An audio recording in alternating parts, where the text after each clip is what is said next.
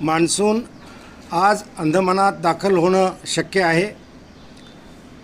त्या दिशेनं सर्व हवामान त्यास अनुकूल आहे। मान्सून दाखल अंदमानात झाल्यानंतर सलग पाऊस झाल्यानंतरच भारतीय हवामानशास्त्र विभाग अंदमानात दक्षिण अंदमानात किंवा अंदमान समुद्रात मान्सून दाखल झाला असे जाहीर करेल।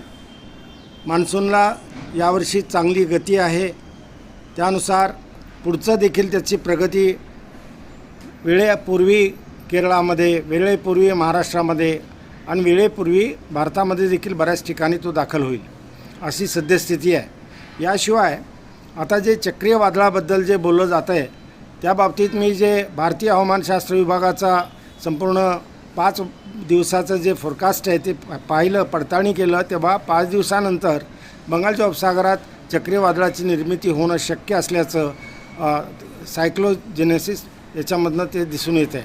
परंतु एकूणच सर्वच माहिती मला या संदर्भात द्यायची ती अशी की एकूण 7 चक्रीय वादळं बंगालच्या उपसागरात तयार होतात, त्यातूनच आपल्याला मान्सूनचा पाऊस जोरात मिळतो। पण 7पेक्षा कमी वादळं असतील तर ते दुष्काळी वर्ष असतं, 7पेक्षा अधिक वादळे असतील तर ते अतिवृष्टीचं वर्ष असतं। हे वर्ष देखील 106% सरासरीचा पाऊस होणारं वर्ष भारतीय हवामानशास्त्र विभागानं सांगितलेलं आहे। त्यानुसार यावर्षी चांगल्या पावसाचा अंदाज आहे।